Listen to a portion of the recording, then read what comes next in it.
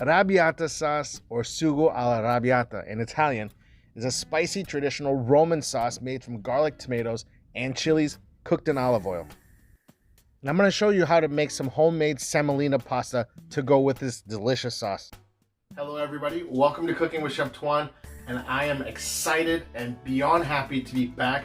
It's been a while since my last video, but I am back, and today I'm bringing to you some semolina pasta. So that's an eggless pasta made with just semolina flour and water, and we're gonna make a nice spicy little arrabbiata sauce, which is just a spicy tomato garlic sauce, garnished with Parmesan cheese and basil. I'm really excited for this one, really comforting dish. Let's get to it. Now this pasta is really easy. It only has 2 ingredients, semolina flour and water. Here I have 250 grams of flour to 140 grams of warm water. All you have to do is just make a well right in the middle and just add your water in.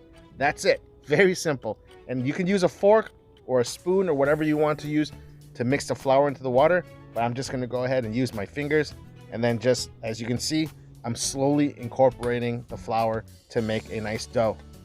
This dough is a little tricky at first because right here, as you can see, it seems really dry, but all you have to do is just keep kneading it. Squish the dough in between your hands. Try to get all the flour to be hydrated by the water. Now the recipe that I gave you usually does not need or require you to add any more water. The only thing you have to do is just keep kneading it. All right, so once it comes together a little bit, just pour it onto a work surface and just keep working the dough. You're gonna need to knead this by hand for about anywhere between 8 to 10 minutes, depending on how fast you work. I'm just going at a leisurely pace, so it took about 10 minutes. And as you can see, it's starting to come together, and I did not have to add any more water. Now initially this dough is going to be really tough, but just like any dough that you make, when you're done kneading it and it's nice and smooth, just wrap it in plastic and just let it rest while we get all the rest of our ingredients together. Now if you've never made arrabbiata sauce, you're going to be amazed at how easy and simple this is.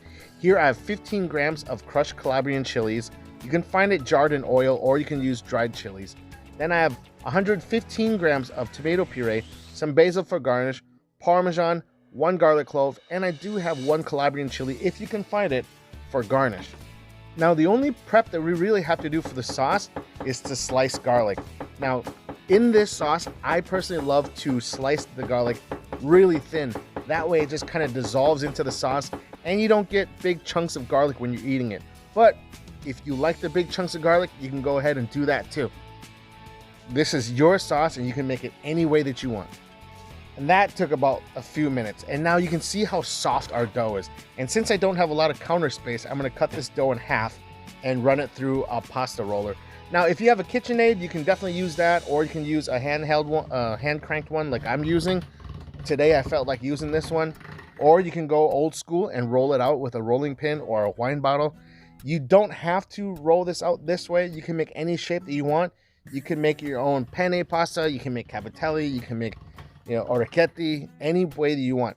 Today, I'm just gonna roll it out to the second to the thinnest setting with all the doughs. And the other day, I was using my fluted pastry wheel to cut dough.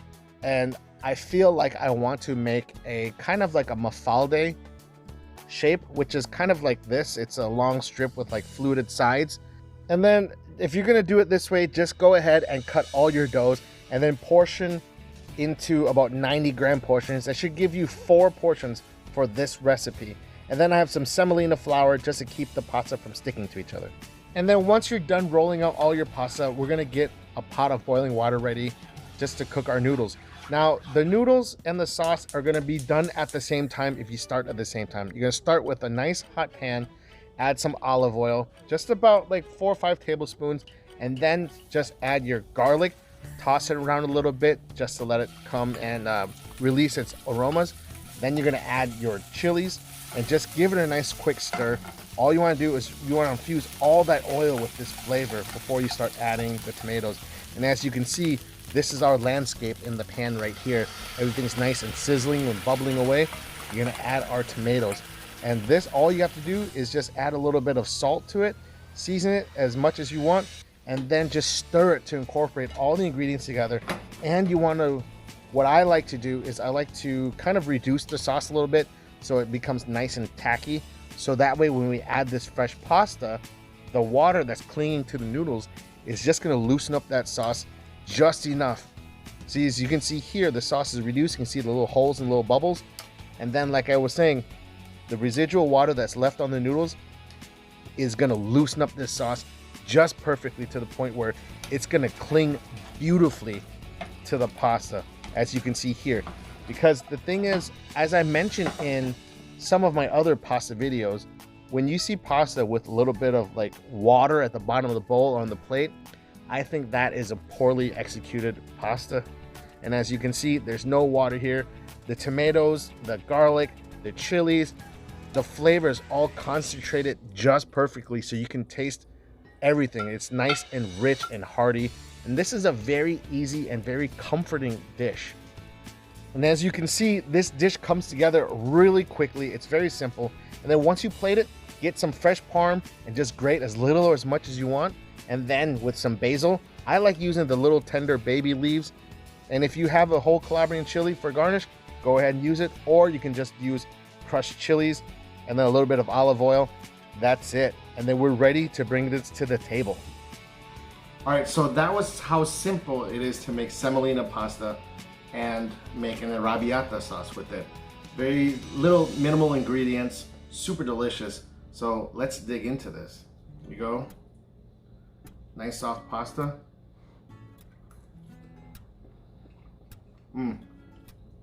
Cooks perfectly. Good. Nice, beautiful pasta. Soft, chewy.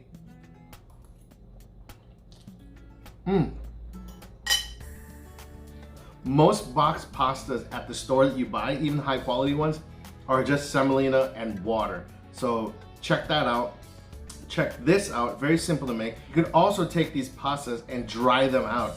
Usually with semolina pastas, you want to dry them for at least 24 to 38 hours or 36 hours, somewhere around there. And then you can store them pretty much like you would store boxed pasta because all the ingredients are just, as you saw, wheat and water. All right, guys, thank you so much. I had a great time. It's been a long time. I'm glad to be back. Glad to see you guys again. Go ahead and smash that like button down there. Help the YouTube algorithm, the YouTube gods, or whatever it is. Guys, thank you so much again for joining me. Be safe out there. And as always, peace.